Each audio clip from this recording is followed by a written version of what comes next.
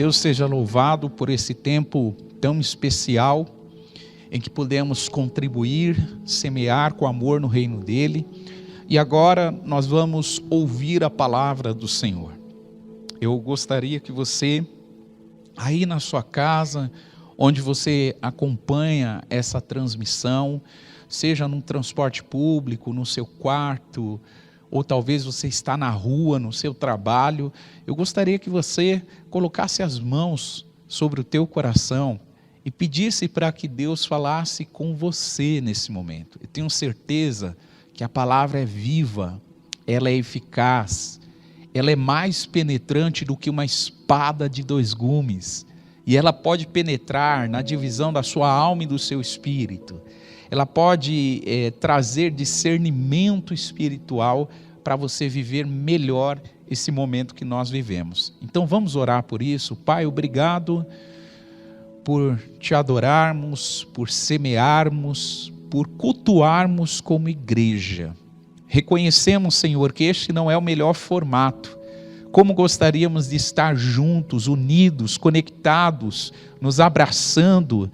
Mas, Senhor, esta foi a forma, esta é a ferramenta que o Senhor tem usado para este tempo. E nós queremos nos alegrar nisso, porque a Tua palavra nos diz que devemos dar graças por todas as coisas. Ó Deus, nós pedimos, fala ao nosso espírito nessa noite, fala aos nossos corações. Prepara-nos, Pai, porque esta palavra tem um poder de discernir intenções, pensamentos e nos dá estratégias para esse tempo que vivemos como igreja. Ó Deus, recebe a honra, glória e louvor, fala conosco, nos abrimos para receber a preciosa semente da Tua palavra. Oramos e te agradecemos em nome de Jesus. Amém. Glória a Deus. Queridos, nós estamos nessas quintas, hoje já é a 15ª quinta-feira que estamos estudando o livro do Apocalipse.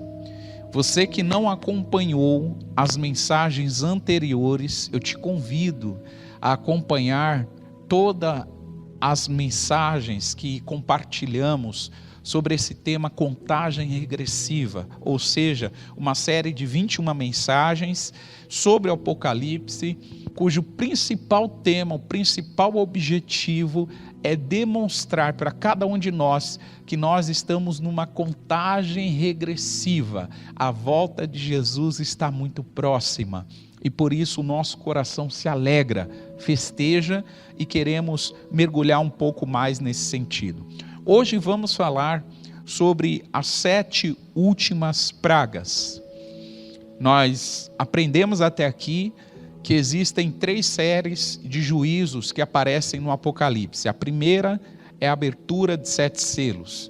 A segunda é o toque de 7 trombetas. E a terceira é o derramamento das 7 taças, que são juízos de Deus, são pragas de Deus, são uma das formas, uma das maneiras de Deus comunicar os seus propósitos, a sua soberania e os seus planos à humanidade. Então hoje nós vamos falar sobre as 7 últimas pragas.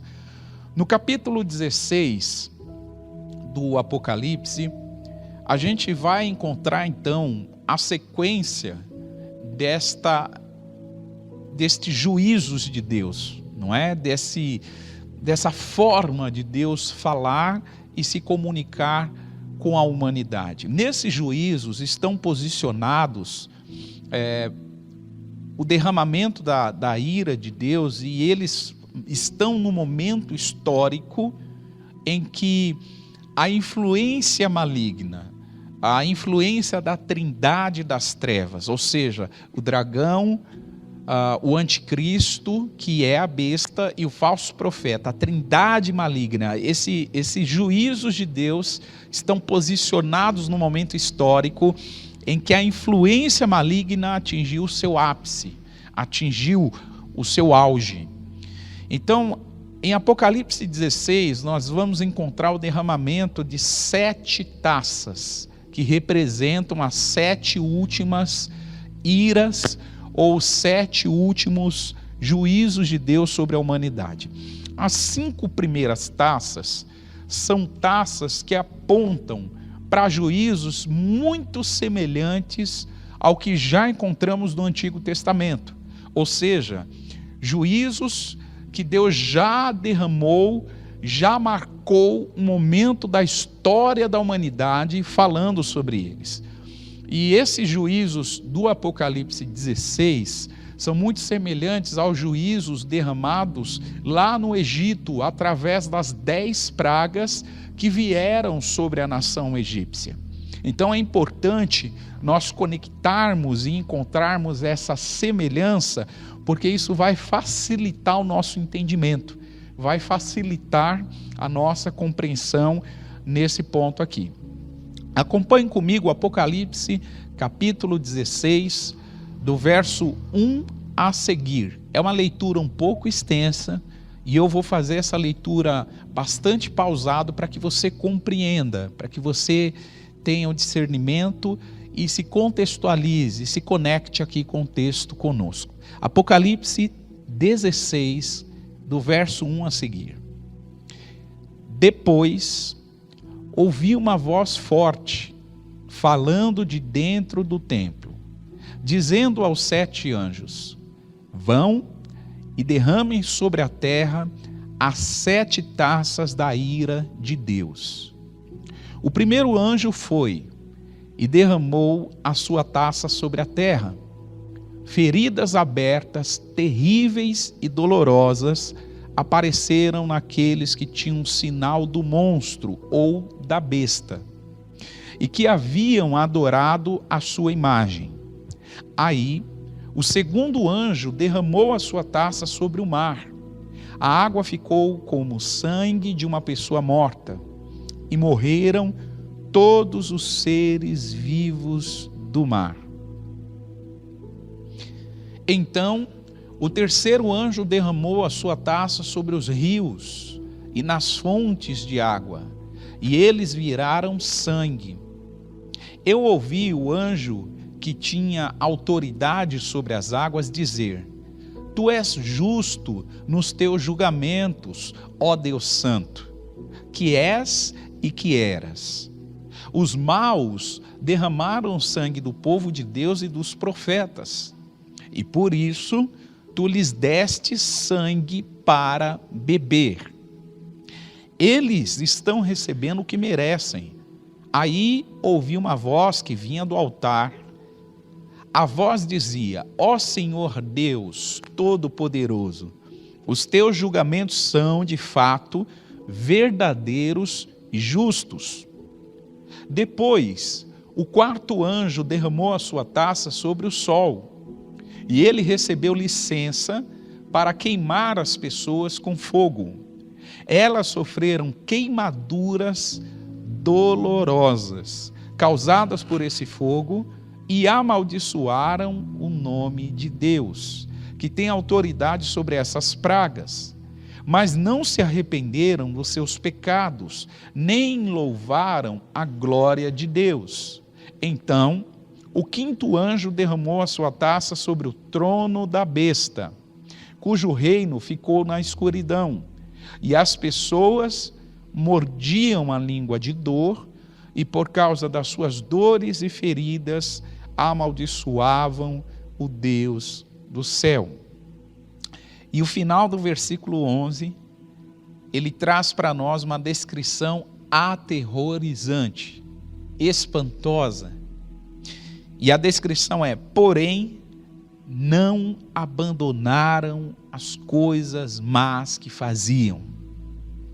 Ou seja, mesmo diante do derramamento de 5 taças, 5 juízos de Deus, mesmo tendo os seus corpos queimados como de fogo, mesmo tendo úlceras, como diz a palavra, brotando nos seus corpos, mesmo vendo as fontes das águas se convertendo em sangue, fontes de águas se convertendo em fontes de sangue, os homens não abandonaram as coisas más que faziam. Os homens não se arrependeram. E por que eles não se arrependem? Nós já aprendemos isso nas semanas anteriores. O Espírito Santo, que era responsável por convencer o homem do juízo, da justiça de Deus, ele foi retirado junto com a igreja. A igreja de Jesus foi arrebatada, o Espírito Santo foi retirado, a capacidade do ser humano se arrepender foi completamente removida. E alguns que se arrependeram depois da volta de Jesus, depois do arrebatamento da igreja, eles conquistaram a sua salvação a preço de sangue, a preço das suas próprias vidas. Então, o que nós achamos aqui, do versículo 1 ao 11, nessa leitura extensa que fizemos, são os juízos das 5 primeiras taças, onde muitas coisas terríveis acontecem com a humanidade, acontecem com aqueles que permaneceram na terra, mas não há nenhuma disposição, não há nenhum quebrantamento, não há nenhuma expectativa de arrependimento. Tudo porque eles não se renderam, como diz a palavra, ao Deus Todo-Poderoso, a um Deus que está trazendo julgamentos que são verdadeiros e justos. Então, a palavra vai contar que a partir do versículo 11, vem o derramamento da 6ª taça. E aqui eu gostaria que você redobrasse a sua atenção. As 5 primeiras taças afetam a humanidade com úlceras, afeta a humanidade transformando fontes de água em fontes de sangue, afeta a humanidade fazendo com que eles queimem, a palavra diz que eles vão morder os lábios de tanto calor que eles se sentirão, provavelmente apontando para uma elevação da temperatura como nunca se viu antes, como nunca se viu em nenhum outro momento da história. Mas a 6ª taça, ela é derramada. E ela é derramada especificamente falando sobre o rio Eufrates. A palavra diz que com o derramamento da 6ª taça, o rio Eufrates seca e ele prepara o caminho, ou seja, ele prepara a invasão que Israel terá dos líderes que vão fazer uma grande coalizão, uma grande aliança contra a nação de Israel. Então, no derramamento da 6ª taça, a gente vai encontrar também, além do rio Eufrates secar, preparando o caminho para a invasão dessas tropas aliadas que serão inimigas de Israel, a 6ª taça mostra também que surgirão 3 espíritos imundos, ou seja, 3 demônios, que no texto do Apocalipse eles são semelhantes a rãs, a sapos, e eles vão fazer milagres que vão convencer os líderes dessas nações a juntarem forças para lutarem, para fazerem uma guerra, para atacar Israel. Então, a gente vai ler isso na Bíblia, no verso 12, a seguir do capítulo 16 de Apocalipse. Acompanhem comigo. Em seguida, o 6º anjo derramou a sua taça no grande rio Eufrates. O rio secou, a fim de se abrir um caminho para os reis que vêm do Oriente. Então, vi 3 espíritos imundos, que pareciam rãs, que saíam da boca do dragão, da boca do monstro, ou da besta do anticristo, e da boca do falso profeta. Eles são os espíritos maus que fazem milagres. Esses 3 espíritos vão aos reis do mundo inteiro, ou seja, os reis dessas nações que vão se ajuntar contra Israel, eles vão aos reis do mundo inteiro, a fim de os ajuntar, preste atenção nisso, para a batalha do grande dia de Deus, o Todo-Poderoso. Que batalha é essa, gente? Essa é a conhecida batalha do Armagedon, palavra hebraica E a palavra grega para esse local, na verdade, ele fala sobre o Vale do Armagedon ou o Vale do Megido em grego, né? É o local onde se dará essa batalha, esse grande confronto de nações inimigas de Israel contra Israel. Nessa batalha, a gente sabe que existe toda uma preparação geopolítica, ou seja, as nações do mundo vão se aliançar, vão se preparar, vai ter um grande acordo sendo pactuado para invadir Israel, atacar Israel, destruir Israel. Muito provavelmente eles vão apontar Israel como grande causador das tragédias e dos problemas que estão se passando no mundo naqueles dias. Então, por causa disso, esses 3 espíritos imundos vão influenciar líderes de grandes nações para que essa aliança seja feita para atacar Israel. Eu gostaria de mostrar a você um mapa. E preste muita atenção nesse mapa, o quanto esse cenário, ele biblicamente já está sendo preparado. Preste atenção nisso. Você tem aí um mapa onde os nomes das nações atuais aparecem de vermelho. E os nomes antigos que aparecem na Bíblia, eles aparecem na cor verde. Então olha que interessante. Você tem aí na cor verde, primeiro, o nome de Gomer. Ao lado, na sequência, você tem o nome de Gog, que é a terra de Magog, e Ros, Meseque e Tubal.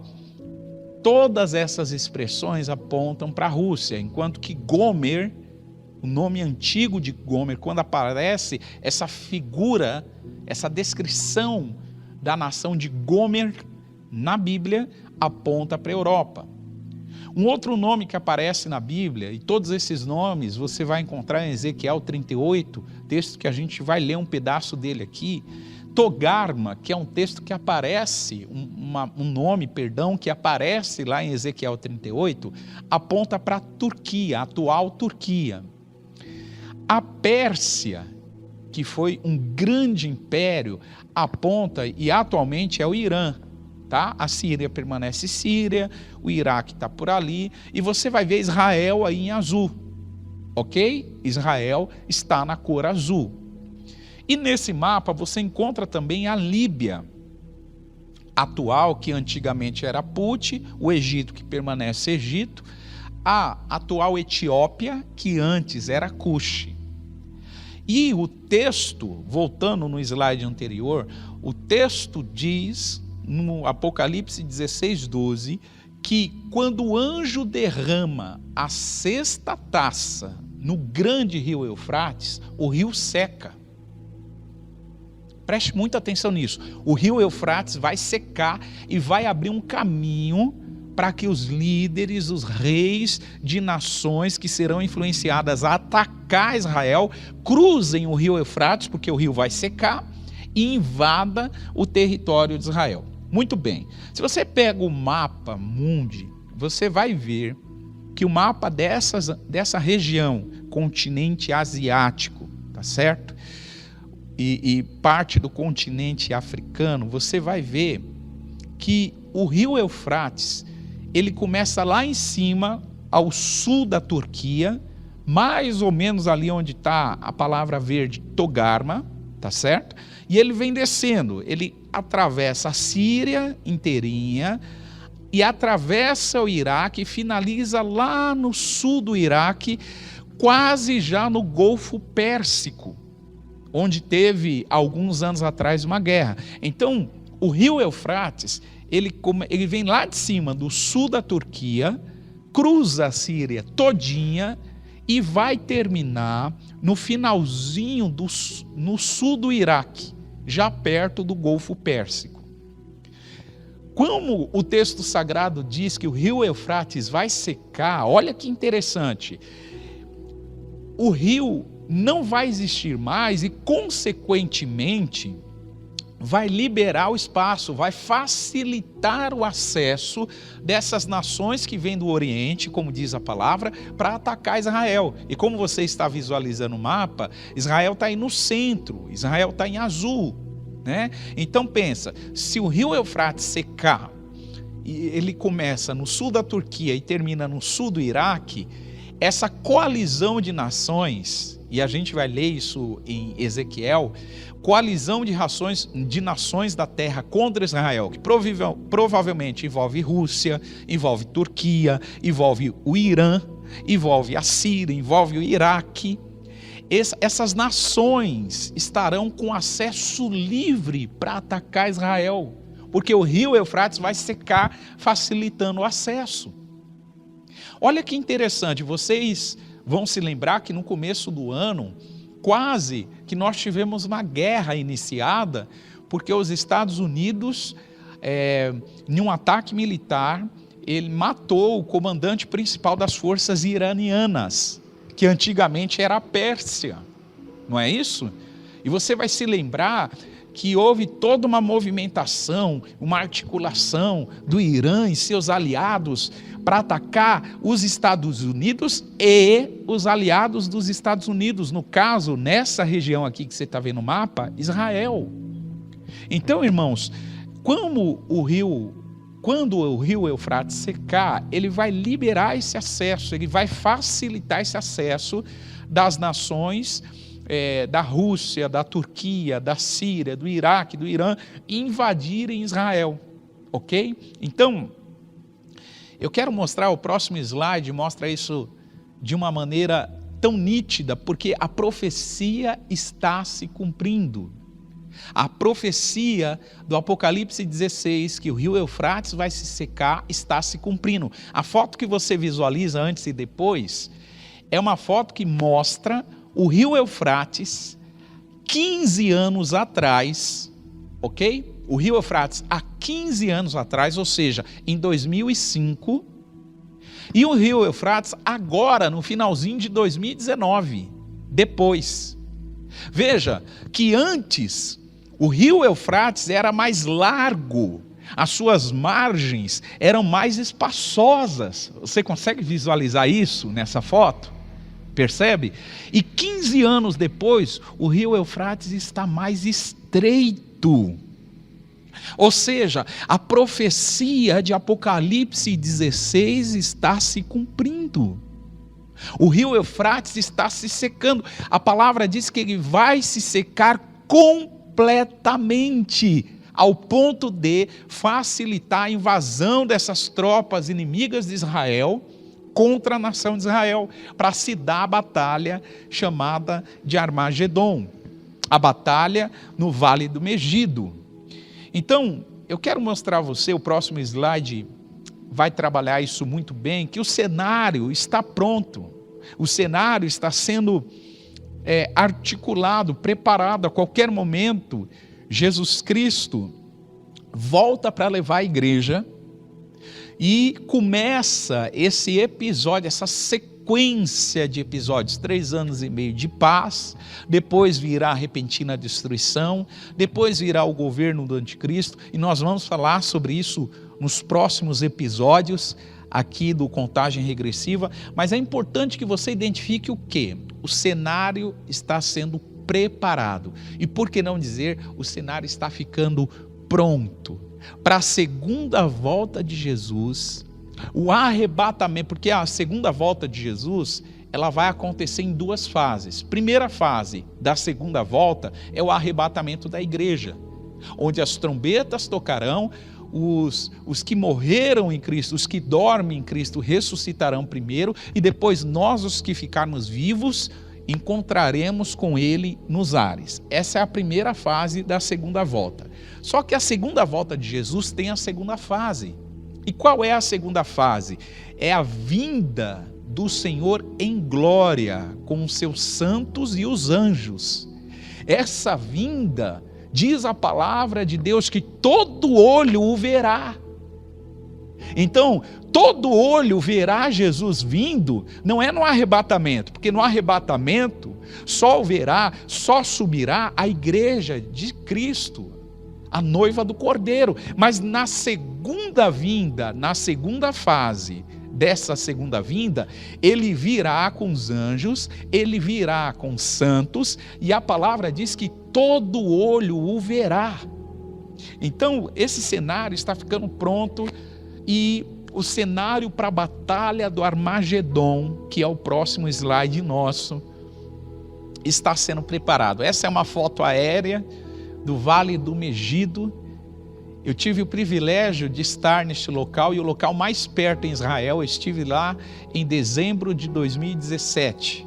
E nós subimos no Monte Carmelo. O Monte Carmelo é o monte mais próximo deste local, do Vale do Megido. Monte Carmelo, onde Elias desafiou os profetas de Baal, é uma elevação que você consegue ter uma vista privilegiada do Vale do Megido.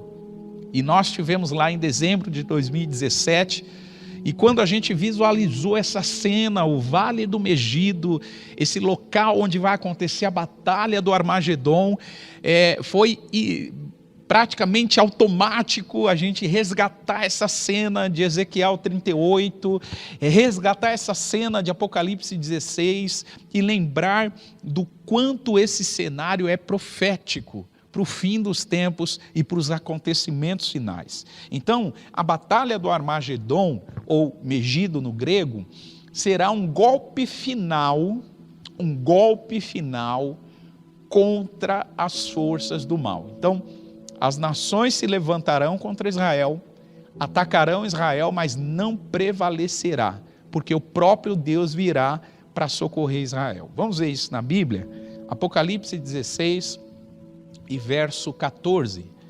Eles são os espíritos maus que fazem milagres, ou seja, aqueles 3 espíritos na forma de rã que saiu para influenciar as nações. Esses 3 espíritos vão aos reis do mundo inteiro a fim de os ajuntar para a batalha do grande dia de Deus, o Todo-Poderoso. Escutem, eu venho como um ladrão. Isso é Jesus dizendo. Escutem, eu venho como um ladrão. Feliz aquele que vigia e toma conta da sua roupa, a fim de não andar nu e não ficar envergonhado em público. Jesus está dizendo essa palavra específica ao povo dele, Israel, que naqueles dias muitos serão confundidos. Então ele diz que ele virá como um ladrão, e aqueles que pertencem a ele precisam vigiar, se cuidar, estarem alertas para não serem envergonhados publicamente. Seguindo a leitura, depois os espíritos ajuntaram os reis no lugar que em hebraico é chamado de Armagedon. E por último, o 7º anjo derramou a sua taça no ar. Então uma voz forte veio do trono no templo, dizendo: está feito. Quando a 7ª taça é derramada pelo último anjo, essa 7ª taça fecha os episódios de juízos sobre a terra, fecha o derramamento das 7 taças. Quando a 7ª taça é derramada, se ouve, João diz isso, ele ouve uma voz do templo dizendo: está feito. Esse grito, que é o nosso próximo slide, que o anjo, que João ouviu que vinha do templo, está feito, é impossível a gente não conectar isso e se lembrar do que Jesus fez na cruz.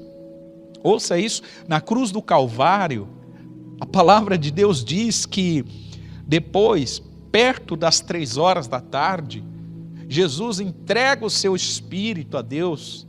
A palavra diz que Jesus dá um grito, e esse é o grito de vitória, quando ele diz: está consumado. Em outras palavras, está feito, está realizado. Então, esse grito que Jesus deu na cruz, consumando a obra, efetivando a missão que Deus confiou a ele, um grito semelhante a esse, João vai ouvir João ouve perdão quando a 7ª taça da ira de Deus é derramada sobre a terra. Está feito, ele ouviu. E em João 19:30, Jesus disse, quando ele toma o vinho, ou o vinagre, quando ele estava com sede, ele pediu água e entregaram vinagre para ele, ele toma o vinagre e naquele momento que ele toma o vinagre, ele diz, tudo está feito, está consumado. Ele abaixa a cabeça e morre. Em Ezequiel, eu gostaria muito de chamar a sua atenção para isso. Ezequiel 38, 21 e 22, é o texto que é o equivalente, que é a conexão com esse episódio aqui de Apocalipse 16. E eu gostaria que você prestasse muita atenção nisso. Diz o texto de Ezequiel 38, 21. Farei cair sobre Gog todo tipo de desgraças, que o encherão de medo. Sou eu, o Senhor Deus, quem está falando. Os soldados de Gog ferirão uns aos outros com as suas espadas. Eu os castigarei com doenças e morte. Derramarei chuvas pesadas ou saraiva, pedras de gelo, fogo e enxofre, em cima de Gog e do seu exército, e em cima das muitas nações que estão do lado dele. Veja, o texto de Ezequiel 38 vai falar sobre Gog. Quem é Gog? O príncipe ou líder principal da nação de Magog. E a nação de Magog, não dá tempo da gente explicar isso aqui, territorialmente falando, ocupa hoje o território da Rússia. A gente viu nesse mapa, até quero voltar nele para você visualizar de novo, mas a gente viu aqui nesse mapa que o texto, a profecia que Deus dá a Ezequiel, no capítulo 38 do livro de Ezequiel, começa contra uma profecia direcionada a Gog, terra de Magog, ou seja, Gog, um líder, um presidente, um rei, o principal líder de uma nação chamada Magog, que territorialmente falando, pertence ao território da Rússia.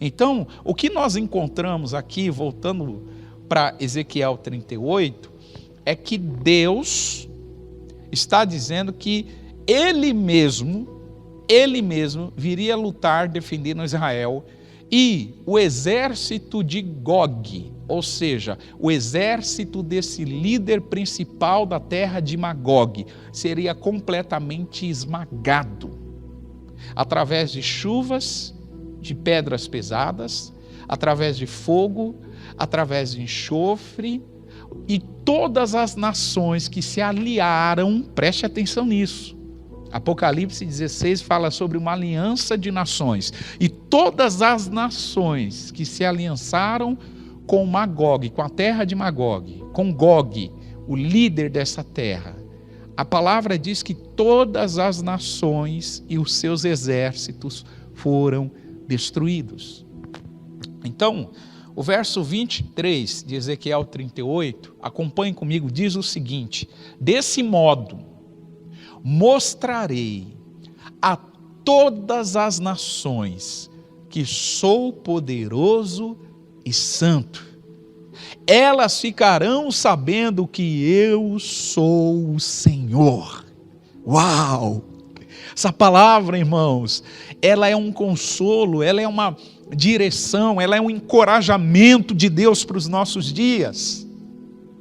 Porque hoje o que nós mais encontramos num tempo de pandemia são líderes, são governantes, sejam de nações, sejam de cidades, sejam de estados, querendo se projetarem como os sabedores de como enfrentar a crise. Como a gente orou agora há pouco, muitos deles estão governando a favor de si mesmo e não a favor do povo. E como esta palavra vem como encorajamento para nós, porque nesse cenário, um cenário que Israel vai enfrentar lá no futuro, na batalha de Armagedon, mas um cenário que o povo de Deus já enfrenta atualmente, num cenário onde líderes, governantes, todos tentam se projetar tentam dar a última palavra. O Senhor se mostra dizendo: todos saberão que eu sou o Senhor. Aleluia! Veja, irmãos, todos saberão que o nosso Deus é Senhor. Todos saberão que Ele reina, que Ele governa, que Ele é absoluto sobre a terra. Essa verdade que Israel vai experimentar lá na batalha do Armagedão. Todos naqueles dias saberão que Deus é o Senhor, que Jesus Cristo é Rei de Reis. Essa verdade se aplica a nós aqui hoje. Hoje, nesse dia 14 de maio de 2020, onde estamos disponibilizando essa transmissão, hoje, todos saberão que Jesus Cristo é o Senhor. Essa palavra leva a gente a um fechamento, e eu quero concluir com isso, mostrando a você o texto de Isaías 43:13, que diz: ainda antes que houvesse dia, eu sou. Ninguém há que possa fazer escapar das minhas mãos. Operando eu, quem impedirá? E eu quero afirmar isso. O Senhor é poderoso. O Senhor é aquele que está realizando algo na sua vida, algo na sua família, algo na nossa vizinhança, na nossa cidade, no nosso estado, no nosso país e no mundo inteiro. Ninguém pode fazer escapar das mãos dele. Quando ele age, ninguém pode impedir. Ouça isso. Todos vão saber que ele é o Senhor. Eu quero orar com você sobre isso. Eu quero agradecer a Deus pelo privilégio que Ele nos tem dado de sermos povo dEle, ovelhas do aprisco dEle.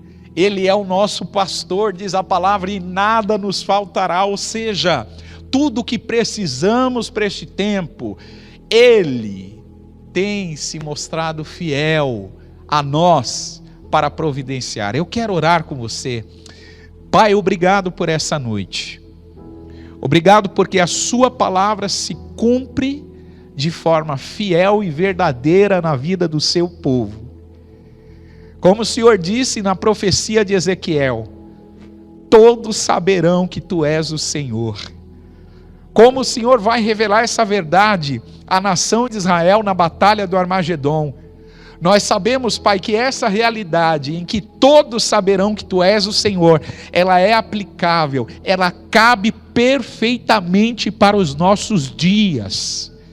Por isso, Jesus, nós pedimos neste momento: demonstra-se, revela-te, mostra-te, porque ninguém pode escapar das tuas mãos. Quando o Senhor age, ninguém pode impedir. E eu te peço neste momento, Senhor, age em favor destas pessoas. Age em favor destes que estão enfermos, destes que testaram positivo para a Covid-19. Age em favor destes que estão inconsoláveis, estão de luto porque perderam alguém muito próximo, muito querido, sem ter uma chance digna de se despedir dessa pessoa querida. Senhor, age em favor destas pessoas, trazendo consolo. Nós pedimos, Pai, em nome de Jesus, age na economia do Brasil, na economia das nações, contraria, Senhor, todas as opiniões que são pessimistas, que não refletem a sua vontade, que não refletem o teu reino, que não refletem a tua vontade que é boa, perfeita e agradável, Senhor. Nós pedimos, manifesta-te no meio do teu povo, e a ti daremos honra, a ti daremos glória, e a ti, Senhor, dedicaremos toda a nossa vida e testemunharemos ao mundo. Ninguém impede o teu glorioso agir. Obrigado, Jesus, por tudo que o Senhor tem feito, por esse dia tão especial e por podermos ouvir mais uma vez a sua palavra. Graças te damos em nome de Jesus. Amém e amém. Deus te abençoe. Que incrível ver e saber o quão próximo está a volta do nosso Pai. Ao longo dessas quintas-feiras nós temos aprendido quantos sinais já foram revelados e quantos ainda vão ser revelados. E dentro dessa máxima eu pergunto a você, se Jesus voltar hoje, você tem certeza da sua salvação? Se o seu pai retorna hoje, você tem certeza que você vai embora com ele? Se não, e você sente que precisa estar mais próximo do seu pai, e você sente que você precisa dessa conexão maior com o seu pai, ou você está conhecendo ele agora e está entendendo o quão próximo está a vinda do seu pai e o quanto você quer viver com ele, eu gostaria de fazer um convite a vocês. Nós vamos orar e vamos nos conectar novamente com o nosso pai, tudo bem? Vamos lá. Senhor, obrigado, Pai, por todas as revelações que o Senhor tem feito a nós durante essas quinta-feiras, Pai. Queremos que cada vez mais próximo está a sua vinda e sabemos, Pai, que não há outra salvação, não há outro nome, não há outro Deus que salva senão o Senhor. E dentro disso, Pai, nós nos arrependemos dos nossos pecados, nós te aceitamos como o único e suficiente Salvador da nossa vida e queremos andar em novidade de vida. Por isso, Senhor, esteja conosco nos nossos lares, em nome de Jesus. Amém.